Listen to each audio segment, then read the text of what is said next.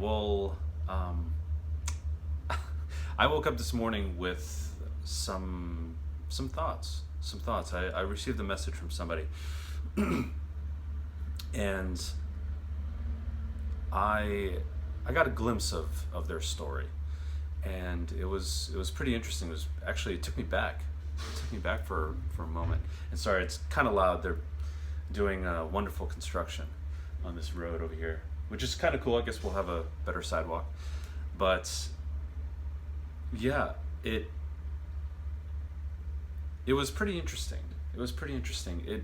It had me thinking about identity, and that many of us, once we become something, we stick to that because it's kind of like, we finally found that thing that makes us us, and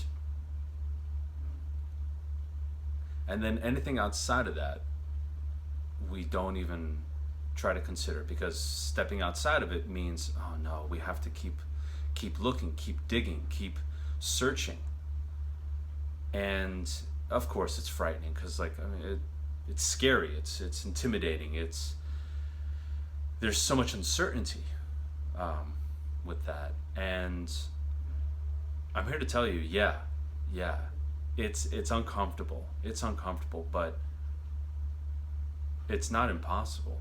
It's not impossible. I mean, we all have desires. We all have these things that we want to experience, and so many times we limit ourselves through these external structures, like, a 9 to 5 job. Nothing wrong with 9 to 5 job if that's what you want to do.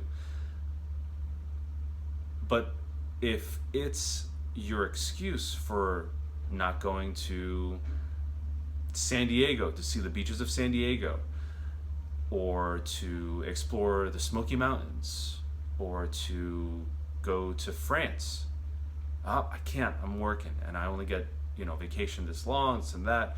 Well, what about weekend trips? You can make a weekend trip, 2 days, 3 days, something like that. You can always do that. It's like, yeah, but I got this. Maybe there are kids involved. All right, take the kids with you. Well, I promised my dad or my mom I'd help them with this thing. It's like, all right, well, maybe you could do it, after work one day. Actually get to see them during the weekday instead of the weekend. That might be a nice surprise for them. Well, you can yourself till you're, I don't know, till you're crying. Anyway, jokes don't work that well for me in the morning, I guess. But the thing is, you can always come up with a certain excuse, with any excuse, to hold yourself back from having what you want, experiencing what you want. And I would think also with parents, because I've seen this a lot, especially, I don't know, the last 5 years maybe.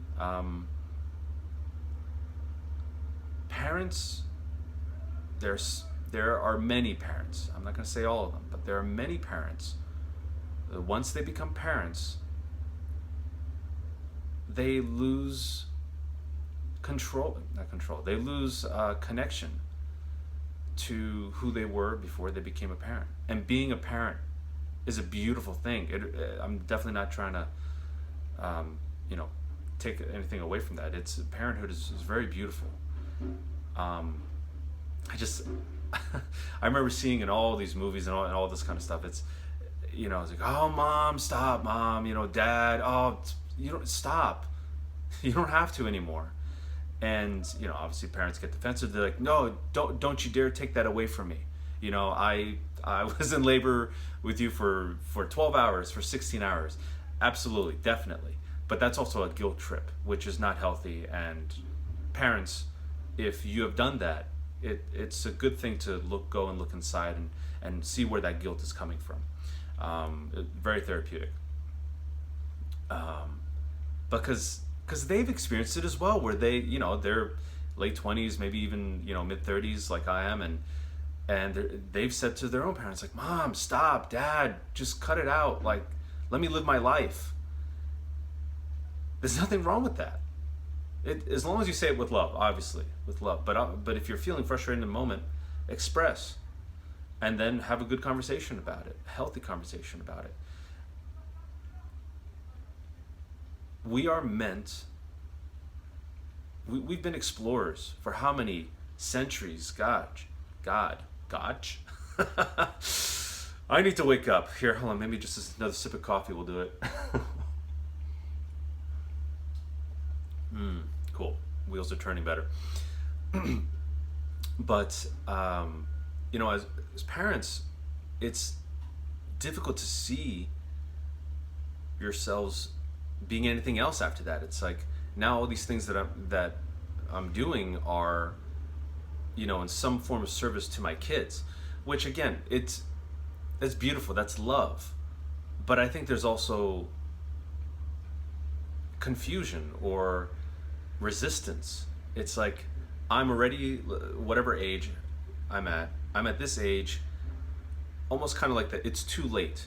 It's too late for me. And I know, whether you're a parent or not, you've heard this from either from your friends or from whoever. You've heard this. It's like, well, why try now? It's, my time is done.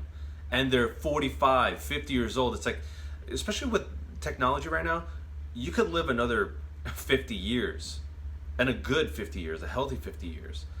There's so much to experience out there. And I remember this as well.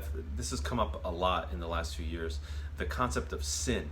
Now, brief backstory, I come from a very strict religious upbringing. And I was involved in church up until I was, 18, 20, 23, something like that. So, church every week, sometimes twice a week. It was a lot. But again, I'm so grateful for that experience, because the traditions that I got to learn and all that, beautiful, and there's so much beauty in those types of structures. But where was I going? Oh yeah, sin. So we're taught that sin, some examples. It's like we know the Ten Commandments and all that, but then there are these additional ones that God didn't create. It was man that created it, and you can't eat cheese, drink milk, or eat meat on Mondays and Wednesdays. Come on. God, our Creator, does not live by our schedules, by our calendars. He's aware of them, but he's not like, you're right, it's Monday, better not. No, he doesn't care what you eat. Hey, listen, he wants you to eat what you enjoy. And if it's on a Monday, great. If it's on a Sunday, great. If they come up with a new day, great. He doesn't care. Or there was, we couldn't watch TV or use the computer or listen to music during Lent for 40 days. We couldn't experience some things that bring us joy, because we got to be in a serious mode. And this happens many times throughout the year, at least in this religion. But the point is, many religions have these sins, and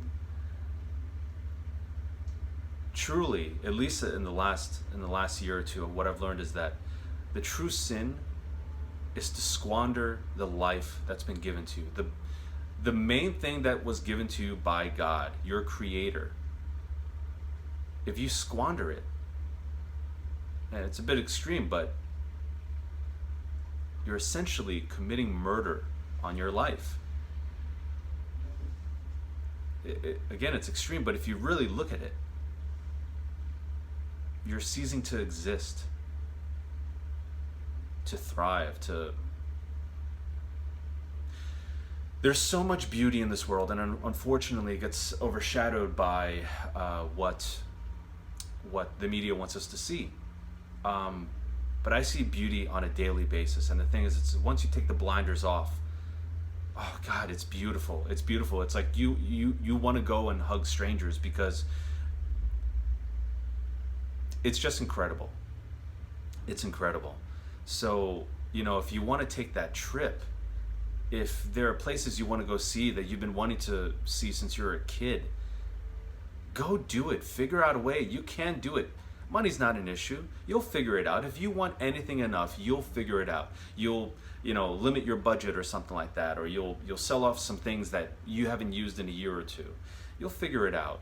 And the thing about identity is just remembering it whether it's, you're a parent, or let's just say you worked in politics but now you want to get out of it, or you were in the corporate world and you want to get out of it, but it's like, I've been this corporate person for 20 years, this and that. It's like, that's okay. That's okay. Just go within, connect with your inner child that's still there, and it's like they're down in there, and they're like this, and they're like, when are you going to finally let me out and let me have some fun? We want to have fun. We never stopped being kids. Well, I mean, yes, we did stop being kids, but the kid within us never stopped. They're just being, told to behave. And, this is adult time. Man, kid time is way better than adult time. I mean, geez, you could play with a freaking stick and you're having a blast. Anyway, the point is, don't get stuck, lost within your identity. Especially if it's doing more damage and preventing you from truly living. If you enjoy it, by all means, keep going, because we need more people in this world that know what they want to do, that they do what they love. It's great. So I think I've kind of gone all over the place here with this, but the message truly is, stop murdering yourself. Live, breathe. Every morning, before I do anything, I step outside, right out that door over there.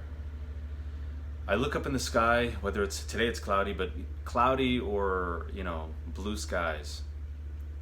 I look up in the sky, I feel gratitude, and I just breathe. I breathe that fresh air, even if it's 30 degrees.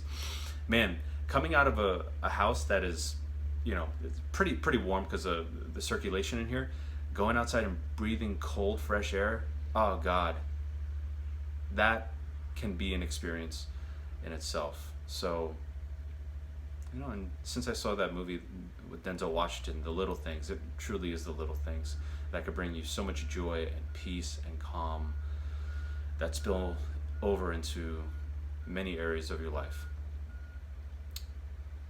So yeah, thanks for being present with me today. Thanks for listening, being open, and share, subscribe, and I guess this is a new one. If you'd like to get notifications, just hit that notification bell, and apparently that helps out the algorithm. So, but to me, not really a big thing. And if you do feel inclined to donate, you don't have to at all. I just leave the information there, and if you feel called to do that.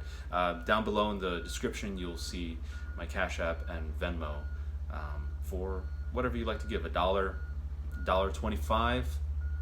It will cover taxes on a coffee or something like that. Thank you again. Thanks for being here, and have an amazing week.